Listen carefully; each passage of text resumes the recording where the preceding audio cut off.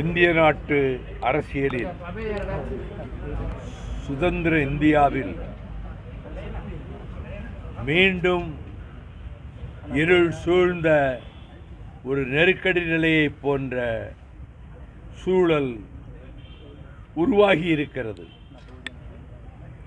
இந்த நாட்டுக்கு அரசியல் சட்டத்தை வகுத்து தந்தவர் மாமேதை டாக்டர் B.R. அம்பேத்கர் அவர்கள்.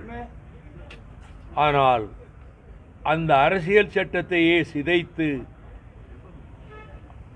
இந்துத்துவாவினுடைய மனுதர்ம சட்டத்தை நம்முடைய சட்டமாக ஆக்க வேண்டும் என்ற உள்நோக்கம் இருக்கிறது நரேந்திர மோடி என்ற பிரதமருக்கு. அதன் விளைவாகத்தான் ஒரே நாடு ஒரே தேர்தல் என்று அறிவித்திருக்கின்றார். ஒரு நாடாளுமன்றம் தேர்ந்தெடுக்கப்பட்டு 2 ஆண்டுகளிலே அது கவிழ்ந்து போனால் அப்பொழுது மீண்டும் எல்லா மாநிலங்களுக்கும் சேர்த்து தேர்தல் நடத்துவாரா?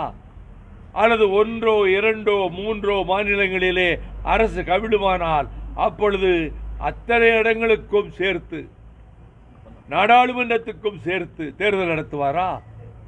இந்த இந்திய அரசியல் சட்டத்தை மாற்றி அமைக்கவும் கூட்டாட்சி தத்துவத்தினுடைய ஆணிவேரை அறுக்கவும் அதைப் போலவே அவர்கள் இந்தியாவுக்கு எவையெல்லாம் தீங்கு விளைவிக்குமோ ஒருமைப்பாட்டுக்கு அந்த வேலைகளில் ஈடுபட்டிருக்கிறார்கள். ஒவ்வொரு தேசிய இனத்திலும் பலர் இருக்கிறார்கள். நான் தமிழ் தேசிய இனத்தைச் சேர்ந்தவர். இந்த தேசிய இனங்களை எல்லாம் ஒன்று சேர்த்து ஒரு நாடாக உருவாக்கி வைத்திருக்கிறார்கள். இதிலே ஒரு மொழி, ஒரு மதம், ஒரே கலாச்சாரம், ஒரே தேர்தல் என்று சொல்வதன் மூலம் சோவியத் யூனியனில் என்ன நடந்ததோ, கொர்பச்சேவ் காலத்தில் என்ன நடந்ததோ அது நரேந்திர மோடி காலத்திலே இந்தியாவில் நடக்கும். இந்தியா துண்டு துண்டுகளாகும். இதை நான் நாடாளுமன்றத்திலே சொல்லியிருக்கிறேன். பாதகம் செய்பவரை கண்டால் நாம் பயங்கொள்ளலாகாது பாப்பா, மோதி மிதித்து விடு பாப்பா, அவர் முகத்தில் உமிழ்ந்து விடு பாப்பா.